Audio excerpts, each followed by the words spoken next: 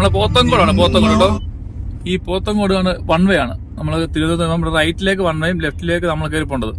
No entry right കേട്ടോ. പക്ഷേ രാത്രി 8 മണി തൊട്ട് രാവിലെ 8 മണി വരെ കേരളത്തിലെ പല സ്ഥലങ്ങളിലും നിയന്ത്രിച്ച് വെച്ചേക്കുന്ന ഇത്തരം ഫിക്സ് ആയിട്ടുള്ള വൺ വേകൾ ഒഴിവാക്കപ്പെട്ട് രാത്രി കാലങ്ങളിൽ വാഹനങ്ങൾ ഇതുവഴി കയറി വരുന്നതായിട്ട് നമ്മൾ കാണാറുണ്ട്.